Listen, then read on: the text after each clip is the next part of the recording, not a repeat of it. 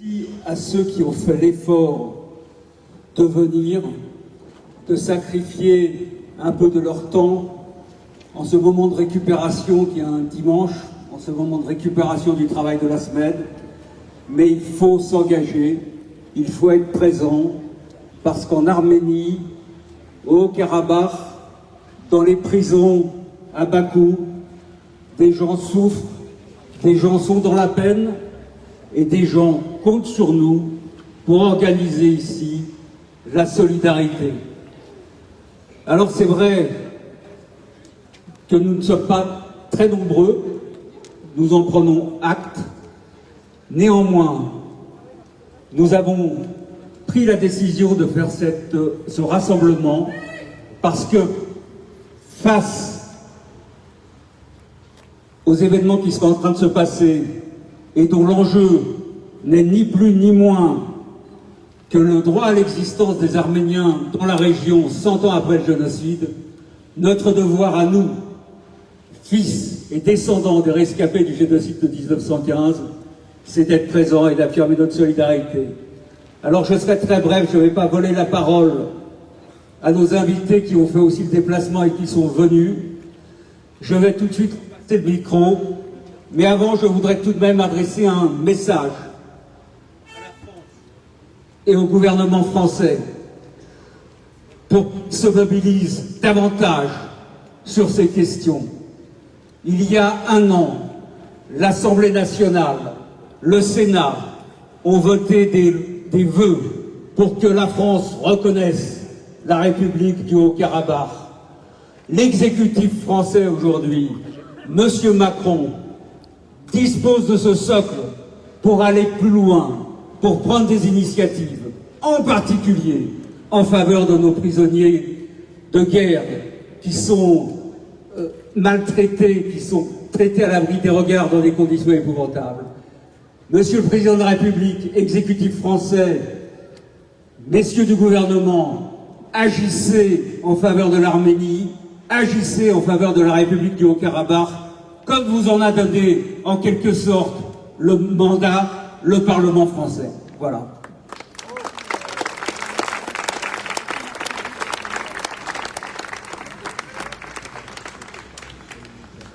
Mesdames et messieurs, je vais laisser maintenant la parole à Madame Isabelle Santiago, députée du Val-de-Marne. Merci. Comme nous l'a dit Mourad, ce qui est important, c'est d'être présent. Et aujourd'hui, il était essentiellement pour moi très important d'être à vos côtés. Au-delà de mon histoire alforvillaise et de l'enfant d'Alfortville et de notre petite Arménie à Alfortville, je suis devenue députée il y a tout juste un an. On l'a fêté ce matin, suite à une élection partielle. Si je vous dis ça, c'est qu'en fait, j'ai démarré mon mandat politique à l'Assemblée nationale il y a un an, au moment où la guerre se déclenchait. Donc dans mon histoire, quand les années vont passer, eh bien, évidemment, la cause arménienne me tenait à cœur, mais nous qui sommes pour beaucoup dans une génération qui n'a pas connu la guerre, bien évidemment, je me suis évidemment mobilisée aux côtés de mes amis parlementaires. Mais surtout, ma première question d'actualité le mardi, une fois que j'ai été élue ce dimanche il y a un an, eh bien, elle était pour défendre et demander des explications à la France sur ce qui se passait. Depuis, en fait, on n'a jamais rien lâché. Et en un seul trimestre, alors que je n'avais que 2-3 mois de vie parlementaire, eh bien, on était déjà sur le vote, et j'étais rapporteur pour mon groupe au niveau de la reconnaissance du Artsakh. Belle avancée de l'Assemblée et du Sénat.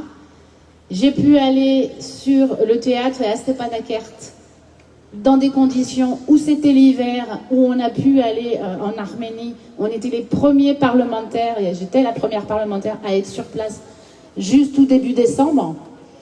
Pour vous dire que cette vie de nouvelle élue députée m'a extrêmement marquée par la situation que j'ai vue sur place. Et au-delà de mes convictions qui étaient déjà ancrées dans mes valeurs avec le peuple arménien, moi l'enfant, comme je vous l'ai dit, d'Alfortville, qui aux côtés de Luc Carvounas, et puis dans mon histoire avec à l'époque René Rouquet, nous avons évidemment toujours été extrêmement aux côtés de Mourad, mobilisés pour toute la cause arménienne. Mais là, je l'ai vécu dans ma chair, dans mon cœur, auprès des familles, sur place, et j'ai vu la situation, et depuis on n'a que de cesse d'aider le peuple arménien, y compris que ce soit à l'Assemblée avec des discussions avec les ambassadeurs, le groupe de Minsk, et puis surtout faire sortir les otages, les prisonniers, et ça c'est un combat de tous les jours que l'on mène à l'Assemblée nationale. Je ne suis pas seule, on est nombreux, mais en tout cas c'est une cause qui nous tient à cœur, et voilà, je ne voulais pas être plus longue, mais vous dire que vraiment, cette année de mandat aujourd'hui, sur cette première année pour moi, elle était évidemment à vos côtés.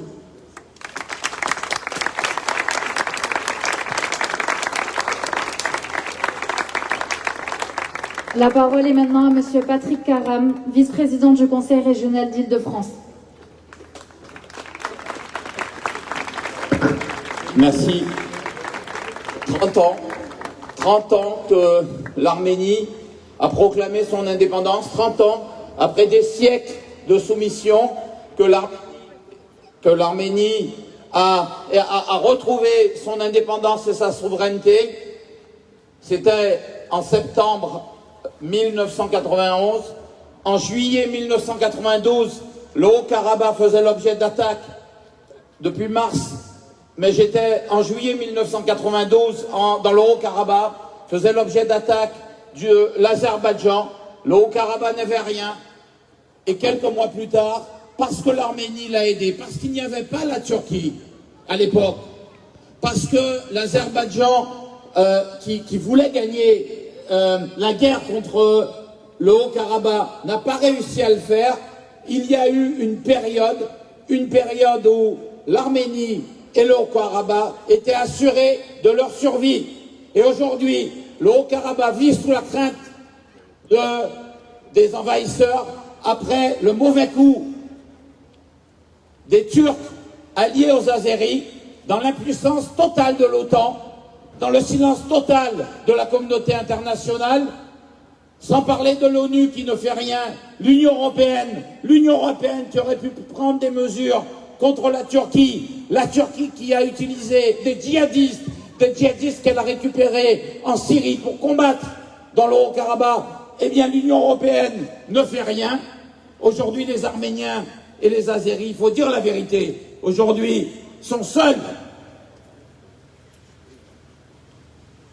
Vous êtes seuls, mais il y a une diaspora, mais il y a des amis, des Arméniens, il y a tous ceux qui veulent que le Haut-Karabakh recouvre son indépendance, que l'Arménie soit totalement indépendante, que l'Azerbaïdjan s'occupe de son développement économique et lâche un peu sa diatribe derrière. J'étais en Azerbaïdjan à l'époque et j'ai vu comment on allumait la haine contre les Arméniens. Je le dis aujourd'hui, tant qu'il restera un Arménien sur terre, il y aura toujours une Arménie. L'Arménie a disparu quelques centaines d'années, elle n'a pas disparu dans le cœur des Arméniens.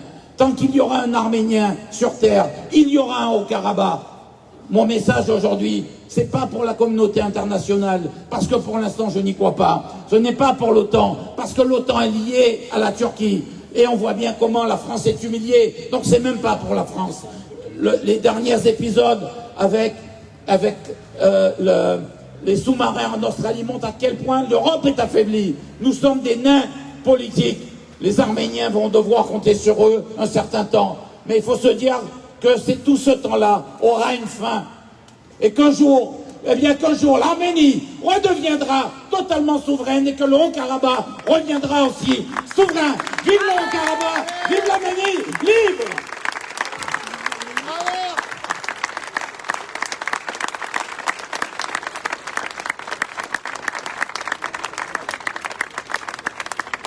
Mesdames et messieurs, la parole est maintenant à Monsieur le sénateur Pierre Ouzoulias, sénateur des Hauts-de-Seine. Bonjour, merci pour votre invitation. Vous êtes nombreux, parce que c'est difficile de continuer à se mobiliser pour la cause arménienne aujourd'hui, qui est tellement oubliée. Je tiens là devant vous, en tant que représentant de mon groupe au Sénat, le groupe communiste, mais aussi du groupe d'amitié France-Arménie au Sénat, à exprimer au nom de ces deux groupes toute notre solidarité pour les jeunes arméniens, pour les jeunes artsariotes qui sont encore jeunes de l'Azerbaïdjan et qu'il ne faut pas oublier, qu'il faut faire sortir aujourd'hui le plus rapidement possible. Nous exprimons aussi toute notre solidarité pour les familles endeuillées, pour celles qui ont dû prendre le chemin de l'exode, comme en 1915, une nouvelle fois, pour celles qui ont été accueillies en France, et je sais qu'il y en a beaucoup.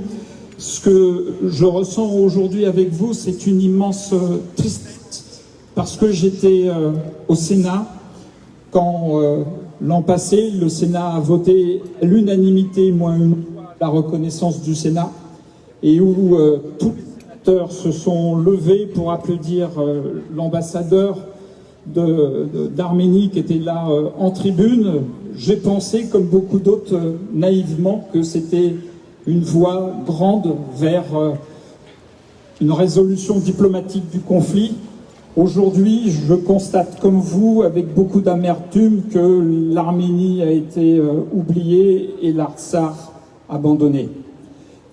Nous aurions pu espérer que la France, au sein de l'OTAN, au sein de l'Union européenne, aux Nations Unies, accélère le processus après cette terrible guerre pour permettre une reconnaissance de l'Artsakh. Ce que je dois constater aujourd'hui, c'est que la relation diplomatique privilégiée avec la Turquie, qui dure depuis 2 siècles, a repris ses droits, et ça c'est aux dépens de l'Arménie. L'Arménie n'a pas eu d'autre choix que de rentrer dans l'orbite russe qui assure sa protection, et c'est comme si elle perdait une nouvelle fois son indépendance. Il faut absolument remettre ce dossier de la reconnaissance de l'Artsakh dans les débats politiques français, et notamment, je m'adresse à vous, citoyens et citoyennes français et françaises d'origine arménienne. Il faut absolument que lors de la campagne présidentielle et des campagnes législatives, le dossier international de l'Artsakh soit un des sujets que vous aurez à traiter avec les candidats et les candidates. Vous êtes citoyen, vous avez le droit de vote. Ce que je vous recommande, parce que ça a toujours beaucoup d'effets, c'est de contacter aujourd'hui votre député, de contacter les candidats, de contacter les candidats à l'élection présidentielle française en leur demandant ce qu'ils feront de façon pratique, concrète, pour la reconnaissance de l'Artsakh. Il n'y aura pas de paix en Arménie, il n'y aura pas de paix au Proche-Orient sans la reconnaissance de l'Artsakh. C'est aujourd'hui un enjeu historique déterminant. Le droit des peuples à disposer d'eux-mêmes, ça doit être aujourd'hui, Proche-Orient, la nouvelle façon de régler les conflits. Donc, en tant qu'acteur de la vie politique française, c'est à vous d'agir. Vous pouvez agir de façon très concrète en allant voir vos représentants. En ce qui me concerne, avec le groupe d'amitié France-Arménie, nous nous rendrons en Arménie au printemps. Nous irons dans l'Artsakh, réduit à malheureusement peu de choses. Nous apporterons notre solidarité et notre soutien, mais évidemment nous ne pouvons rien faire sans une mobilisation, sans votre mobilisation. Ce que j'espère, c'est que tout ce que nous avons fait après cette horrible guerre l'an passé n'a pas été vain. Et je pense qu'il faut continuer sur le terrain à travailler pour faire connaître la situation de l'Arménie, la situation de l'Artsakh. Et je souhaite que, comme le président Macron nous l'avait promis, c'était un engagement fort qu'il avait pris lors du repas du CCAS en 2019, il faut que dans vos communes aussi, ça a été fait un petit peu dans les Hauts-de-Seine chez moi, il faut que les mairies passent des actes de jumelage, de soutien avec les collectivités de l'Artsakh. C'est une façon généreuse, solidaire, de montrer que le peuple français, qui a toujours été épris de liberté, n'est pas indifférent au statut de l'Arménie aujourd'hui, qui, comme je vous l'ai dit, est malheureusement de plus en plus abandonnés. Donc je souhaite que nous continuions dans l'esprit qui nous anime ici à travailler pour cette reconnaissance. Vive l'Arménie, vive l'Artsakh, vive la République.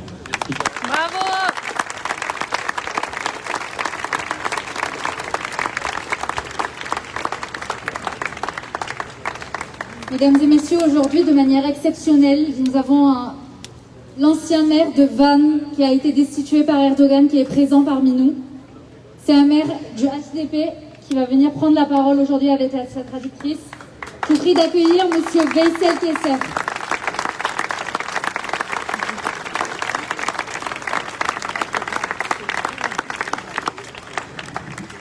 Öncelikle hepinizi saygıyla selamlıyorum. CDKF ve HDP adına hepinizi saygı ve hürmetle selamlıyorum.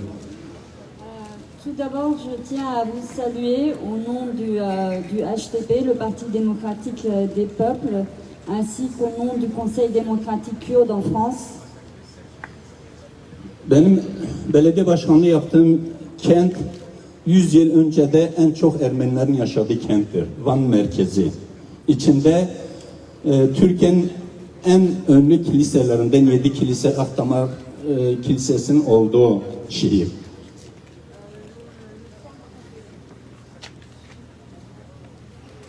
Le centre de Van, où j'ai été maire, est un lieu où se trouvent les églises arméniennes les plus connues, les plus anciennes. Halen devam eden Karabağ'da da Ermenistan'da da aslında 100 yıldır Yemenli Ermeni düşmanlığını yapan Pan-Türkist Türk faşizminin inkar, imha, soykırım konseptidir. Devam eden. Aujourd'hui, au Karabakh, on assiste au concept pan-turquiste, négationniste, génocidaire à l'encontre des Arméniens. Biz 100 yıldır onun utancını yaşıyoruz. O soykırımın utancını yaşıyoruz. Aslında yüzleşmek yerine onu gizlemek için halen cinayet işlemeye, o vahşeti sürdürmeye devam ediyorlar. Il continue, en fait, depuis 100 ans, il continue à ne pas se confronter à cette reconnaissance du massacre des Arméniens, à se cacher et en fait, de fait, ce massacre, il continue. O savaş başladığında Türkiye Suriye'deki DAEŞ barbarlarını orada Ermenilere karşı savaştırmak için gönderdi. Suriye'deki DAEŞ militanlarını, OSO militanlarını Ermenistan'da, Karabağ'da savaşa gönderdi. Donc la Turquie a envoyé les djihadistes, les mercenaires djihadistes de Syrie pour se battre au Karabakh. İnsansız hava araçlarını, tankları, silahları normal seyrinden bir ay öncesinden 7 kat daha fazla satış yapıldığı görüldü istatistiklerde. Türkiye tarafından Azerbaycan'a verildi. En fait, elle a vendu aussi, la Turquie a vendu un mois avant que le conflit ne commence. La Turquie a vendu énormément d'armes, de drones armés à l'Azerbaïdjan. Orada bu yüzyılda bu denli vahşeti görmüş olmaktan gerçekten utanç duyuyoruz. Ve Azerbaycan Devlet Başkanı'nın bir çadırda Ermenilere ait mihverleri sergileyerek dünyaya sanki bir ödül, bir zafermiş gibisine sunması insanlık adına utanç vericiydi. Azerbaycan Devlet Başkanı'nın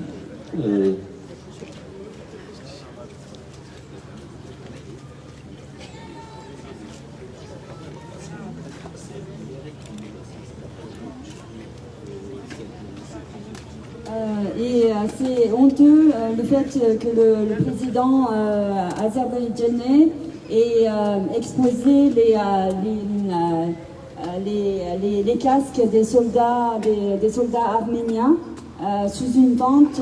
C'est un acte très honteux. Çok uzatmadan bitirmek istiyorum. Ermeni düşmanlığı tüm o coğrafyada herkese sadece utanç bırakıyor miras olarak. Biz diyoruz ki Türkiye'de de HDP olarak biz diyoruz ki bu utançla yüzleşmek gerekiyor, tanımak gerekiyor ve orada savaş esirlerinin insan hakları ölçülerine ve bu temelde salı verilmesine, azat bırakılmasını talep ediyoruz. Biz de bunu talep ediyoruz. Je ne veux pas trop prolonger. En fait, je voudrais terminer en disant que l'hostilité envers les Arméniens est une honte pour la région, qu'il faut se confronter, qu'il faut que la Turquie en particulier se confronte avec les crimes, avec l'hostilité à l'égard des Arméniens.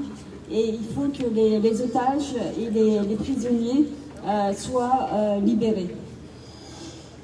1915'te soykırımda tutun Hrant Dink'e kadar ve orada halen devam eden yaşamını yitirmiş tüm Ermenileri saygıyla selamlıyorum.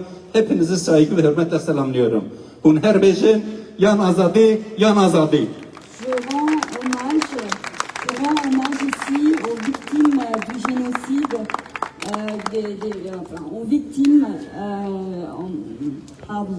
aux victimes du génocide et à toutes les autres victimes arméniennes comme Hrant Dink.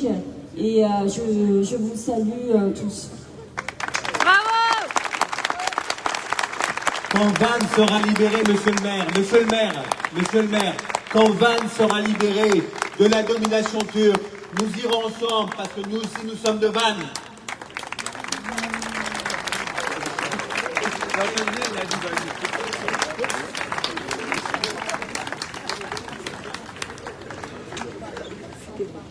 La parole est maintenant à monsieur Jules Boyadjian, président du comité de défense de la cause arménienne.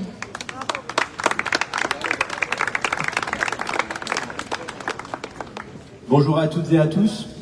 Je vous remercie d'avoir répondu à l'appel du CCAF et je remercie au CCAF de m'avoir donné l'occasion de prendre la parole.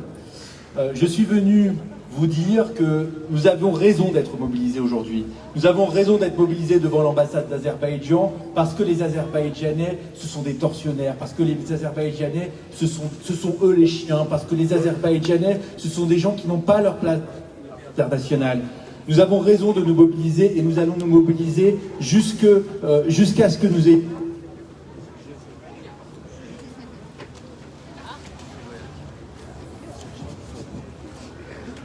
Et nous, merci Alain. Et nous resterons mobilisés aussi souvent et aussi longtemps que nécessaire pour que les droits du peuple arménien puissent être respectés. Je vais vous dire des choses très simples parce que beaucoup de choses ont été dites. Au sein du comité de défense de la cause arménienne, nous avons fait un certain nombre de recherches. Et l'on entend parfois dire que la France, l'État français, est extrêmement mobilisé pour la défense de l'Artsakh aux côtés du peuple arménien. La réalité, mesdames et messieurs, c'est que, et c'est à l'issue des recherches qu'a fait le CDCA, lorsque l'Agence française pour le développement dépense 1 euro en Arménie, elle dépense 2 euros à pour l'Azerbaïdjan. Et lorsque nous avons signalé à l'ambassadeur France en Arménie que cette situation était inacceptable, l'ambassadeur de France en Arménie nous a dit « Soyez satisfaits, parce que si on compare au nombre d'Arméniens par rapport au nombre d'Azerbaïdjanais, eh bien c'est une aide qui est plus importante pour les Arméniens que pour les Azerbaïdjanais. Voilà ce que l'on nous répond quand nous demandons des comptes, voilà ce que l'on fait de vos impôts. Mais j'imagine que cela ne vous satisfait pas et vous avez raison. Et si vous êtes en colère, vous allez être encore plus en colère après ce que je vais vous dire. Lorsque l'ambassadeur de France, lorsque nous disons à l'ambassadeur de France qu'il doit rencontrer les autorités de l'Artsakh en Arménie, qu'il doit rencontrer les autorités de l'Artsakh, que c'est son devoir, il nous dit qu'on lui interdit. Et lorsque nous allons sur le site de l'ambassade de France à Chypre, eh bien on voit l'ambassadrice de France à Chypre qui va rencontrer les autorités nord-chypriotes, qui va se présenter quand elle arrive à Chypre et qui va dire au revoir lorsqu'elle quitte la République de Chypre.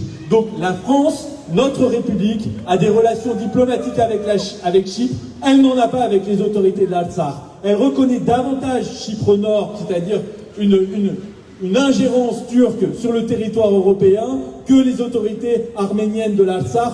Pourquoi? Parce qu'il y a des intérêts financiers. Pourquoi? Parce que la Turquie est un allié dans l'OTAN. Pourquoi? Parce que nous-mêmes, nous avons besoin d'être plus forts dans nos revendications. Alors je vais vous dire encore certaines choses qui datent de ces quelques jours. Il n'y a pas que la résolution de l'Artsakh.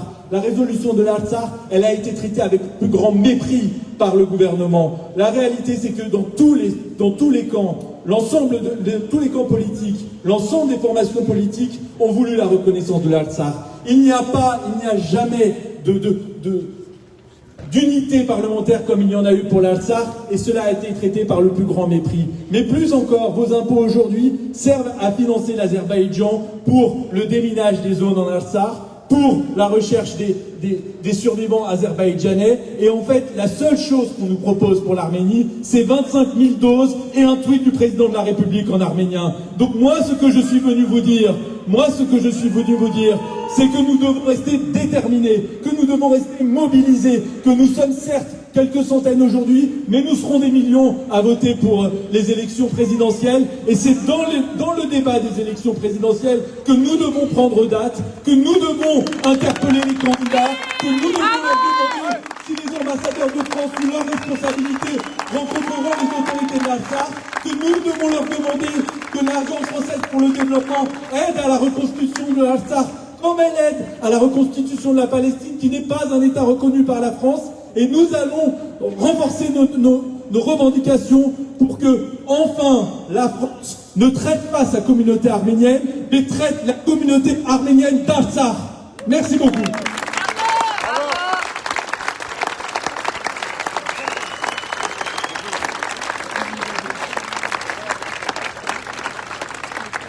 La parole est maintenant à M. Arthur Franjian, maire adjoint de la ville d'Issy-les-Moulineaux. Chers amis, chers compatriotes, chers franciliens, peut-être pas tous d'ici des Moulineaux, vous avez le bonjour d'André Santini qui a demandé que je sois à vos côtés aujourd'hui, par ma double appartenance en tant qu'élu, mais aussi membre de cette communauté arménienne de France. J'ai le plaisir de retrouver mes amis de très longue date, des militants de première heure qui sont devenus des responsables en la personne de Mourad Papazian et d'Arat Oranian. Il y a beaucoup d'amis aussi dans le public, dont un qui vient de disparaître, en la personne d'Alexis Govsian, que je salue. Et vous pouvez applaudir. Il s'est caché. Chers amis, dans quelques heures, ça fera un an.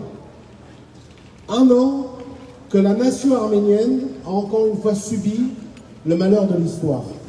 Un an que nous avons encore pleuré. Un an que nous avons été suppliés. L'aide de la Russie, des États-Unis, de la France, de tous ces pays qui se disent amis de l'Arménie. Et qu'avons-nous obtenu? Rien. Rien du tout. Encore une fois, nous avons obtenu la réalité en pleine figure. Que, disait Golda Meir, quand l'État d'Israël a été érigé, elle avait dit à son peuple, n'attendez rien des autres, que vous devez vous-même uniquement faire. Le peuple arménien est dans cette situation. Il ne peut pas attendre des autres ce que lui seul doit pouvoir faire. À l'instant, juste avant moi, le représentant du CDC a pris la parole. Il dit juste, nous sommes tous des militants. Vous êtes plus de 800 000 Français d'origine arménienne. Vous êtes comptabilisés sur les calculs électoraux sur 135 circonscriptions pour les députés et autant pour les sénateurs. Et dans 7 mois, vous avez des élections présidentielles. D'autres pays y arrivent, d'autres peuples y sont arrivés. Mais nous, on n'y arrive pas. Pourquoi? Parce que nous avons dans nos gènes, encore, certains de nous, qui réfléchissent en tant que membres des vilayettes de la Turquie ottomane.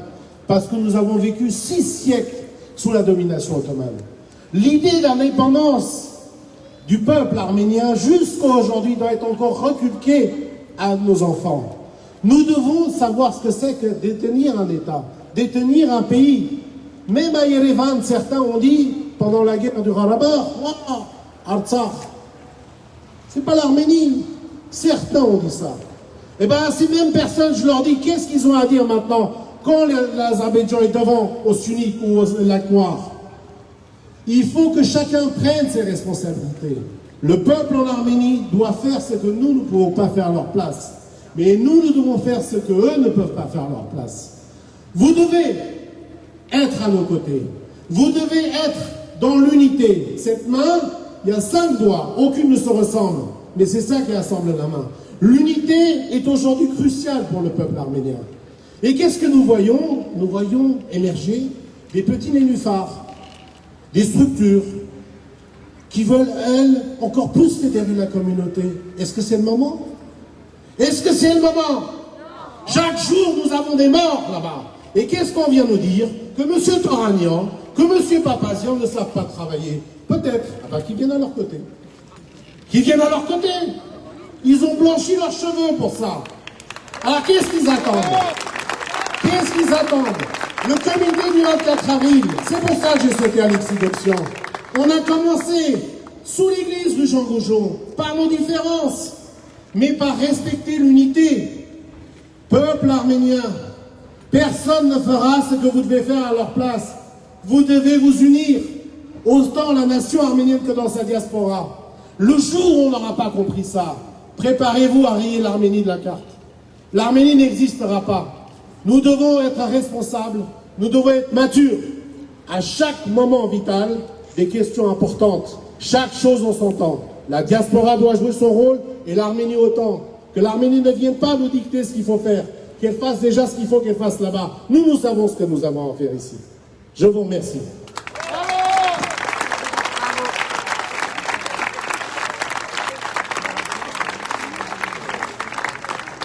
La parole est maintenant à Monsieur Alexis Gopsian, ancien président du CCAF, premier président du CCAF et conseiller de Paris. Merci. J'avais pas l'intention de prendre la parole, mais je vais vous dire quelques mots. Je suis ici comme vous, dans le même état d'esprit. Depuis le 27 septembre 2020, je suis révolté comme vous. Je suis en colère comme vous. Et je suis, en tous les cas, je me sens impuissant comme vous. Vous êtes révolté, vous êtes en colère, vous vous sentez impuissant et vous vous demandez jusqu'à quand tout cela va durer. Et vous avez raison. Vous avez raison parce que c'est très compliqué, parce qu'il y a une coalition turco-azérie qui a recommencé un processus génocidaire le 27 septembre 2020, donc ça fait 1 an, et vous avez raison d'être à la fois en colère, inquiet, et vous avez raison de vous sentir impuissant. C'est comme ça. Et vous aurez des politiques, ce que je n'endosse pas aujourd'hui comme casquette, qui viendront vous dire des choses. Certains seront là, d'autres ne le seront pas. C'est ce que nous avons toujours vécu, et c'est ce que nous vivrons encore toujours, et parce que les choses vont ainsi. Une fois que j'ai dit ça, aujourd'hui, plus que jamais, nous avons besoin d'union. Nous avons besoin d'union, pas forcément d'unité, parce que l'unité, ça veut dire uniformité, ça veut dire tout le monde pense la même chose. Nous avons besoin d'union dans notre diversité, dans la communauté. Nous avons des courants, nous avons des partis politiques, nous avons des organisations caritatives, humanitaires, et nous avons besoin de cette union, en tous les cas de la continuer au sein du CCAF. Et je souhaite publiquement saluer une nouvelle fois le travail fait par Ara et Mourad à la tête du CCAF pour que les choses se passent le mieux possible, et je pense qu'on peut les applaudir très fort maintenant.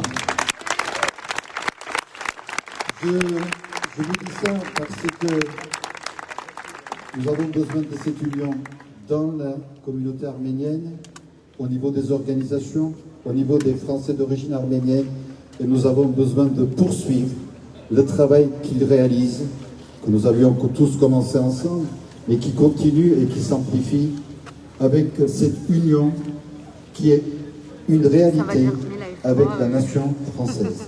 Parce que si vous avez des politiques qui jouent leur jeu selon les moments et selon les circonstances, et en général ce sont les oppositions qui se présentent lorsque les choses doivent être dites et non pas la majorité, et c'est l'inverse après, nous avons besoin d'union avec la société française, et c'est ce que vous faites. Vous l'avez fait, vous l'avez démontré depuis un an, parce qu'il n'y a pas une région d'Île-de-France, il n'y a pas une grande ville comme Paris, comme Marseille, comme Lyon, il n'y a pas de villes, villages qui n'ont pas parlé de la reconnaissance et de l'indépendance de l'Artsakh. Et ce travail a été fait sans oublier l'Assemblée nationale, le Sénat, le Conseil régional d'Île-de-France, le Conseil régional des Hauts-de-France. A priori, on ne pourrait pas penser que les choses se passent au niveau des Arméniens de manière satisfaisante. Tout cela s'est passé parce que vous avez su faire l'union, nous avons su faire l'union avec la société française. Et c'est cette société française que nous devons continuer à travailler. Donc l'union au niveau du CCAF, l'union avec la société française et, je vous en supplie, l'union avec l'Arménie. Quel que soit son gouvernement, quel que soit son régime, quels que soient ses dirigeants, c'est comme cela que les choses se passent. Nous devons soutenir l'Arménie parce que l'Arménie est notre trésor. L'Arménie est notre mère patrie vers laquelle nos regards se tournent, même si nous sommes ici. C'est de cela qu'il s'agit aujourd'hui. L'Arménie, l'Artsakh doivent être totalement soutenus. Et je vous propose, en tous les cas c'est ma façon de penser, d'avoir cette union ici, maintenant, avec le CCAF, cette union avec la société française pour que les politiques, une fois au pouvoir, décident enfin de ce qu'il faut faire pour l'Arménie et l'Artsakh. Et je vous propose aussi l'union avec l'Arménie parce que les dirigeants passent, mais l'Arménie reste et elle est restée depuis des siècles et des siècles. Et je voudrais terminer par vous rappeler ce que disait Shiraz, Ovanes Shiraz. Et je voudrais m'adresser à Erdogan et à Aliyev. Shiraz disait « Éternelles sont nos montagnes, et vous passerez, Erdogan, Aliyev, comme des vents fous. » Merci.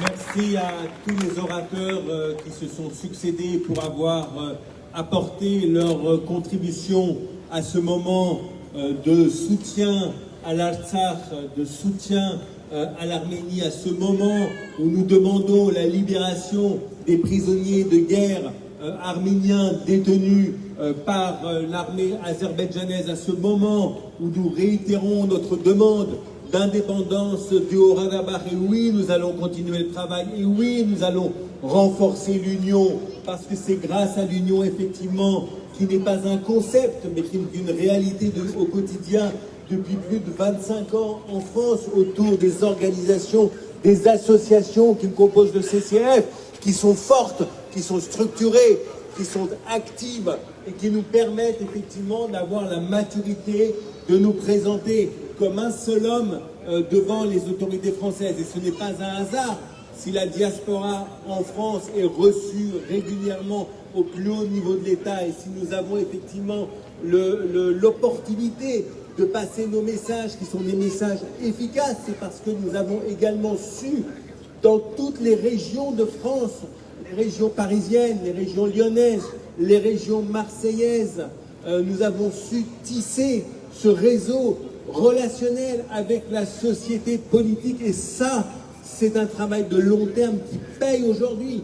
Et moi, je voudrais rendre hommage à toutes ces associations-là qui, en fait, sont rentrées dans le CCAF. Et c'est grâce à elles également que nous avons réussi à remporter ces victoires. Alors, aujourd'hui, chers amis, Ça fait un an que l'Azerbaïdjan a déclaré la guerre à l'Artsakh.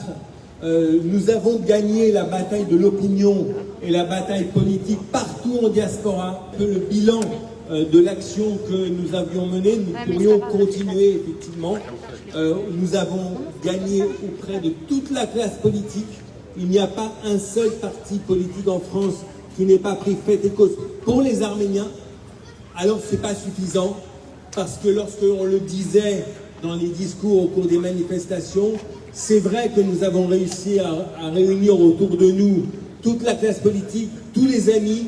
L'Azerbaïdjan et la Turquie comptent très très peu d'amis politiques ici en France, mais malheureusement, en 1915, on a eu les grandes voix qui se sont exprimées lorsque le peuple arménien se faisait massacrer, mais il n'y a pas eu d'acte.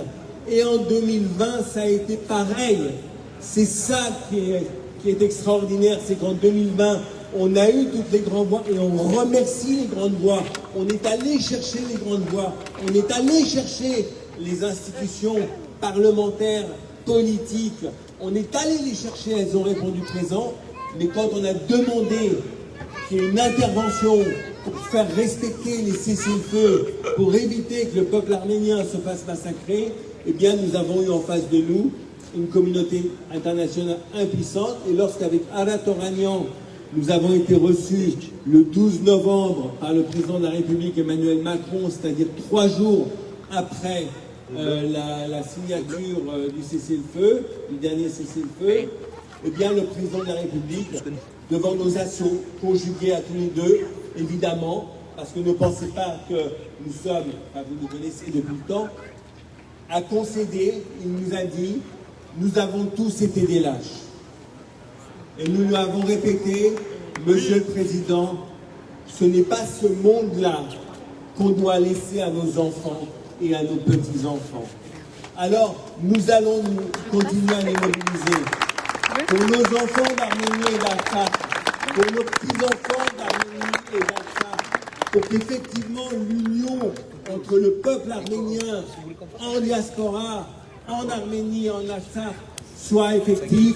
Et monsieur le maire de Van, bientôt quand Van sera libéré de la domination turque, tous ensemble nous irons à Van parce que nous, nos grands-parents sont nés à Van.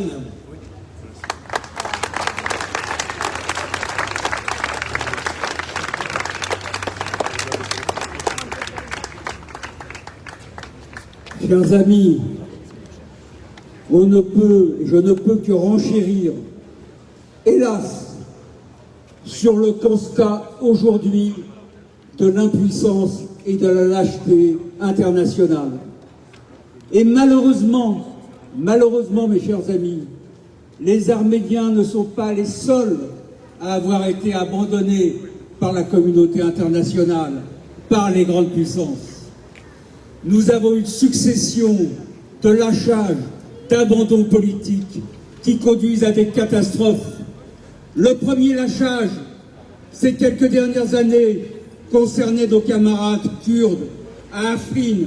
Le lâchage des Kurdes à Afrin, qui luttaient pour l'Occident, pour l'Europe, mais aussi pour leurs droits, contre les intégristes, contre les islamistes, contre Daesh, a été le premier grand scandale auquel on a été confrontés, nous en tant que citoyens français et nous en tant que militants, et nous en tant que militants pour le droit des peuples. Le deuxième grand lâchage, bien sûr, ça a été celui de Chouchi l'année dernière, mais c'est le lâchage d'Afrin qui a permis le lâchage de Chouchi, qui a créé les conditions du lâchage de Chouchi. De la même manière que l'impunité du génocide de 1915 avait créé les conditions de la Shoah. Nous sommes dans ce même type de mécanisme et d'abandon. Et aujourd'hui, nous sommes confrontés à un nouvel abandon à Kaboul, où on laisse les Afghans face aux djihadistes, face aux extrémistes, où on abandonne sur le plan de la géopolitique nos meilleurs alliés, nos alliés kurdes, l'Arménie, les démocrates afghans, les porteurs de la civilisation, parce que nous tous ensemble, nous les Kurdes, nous les Arméniens, nous les démocrates afghans, j'ajouterai même nous les démocrates turcs, nous luttons pour les droits des peuples, nous luttons pour la démocratie, une démocratie à l'avant-poste de laquelle figure aujourd'hui l'Arménie depuis la révolution de velours. Et nous luttons pour le droit des peuples, pour le féminisme et pour la démocratie.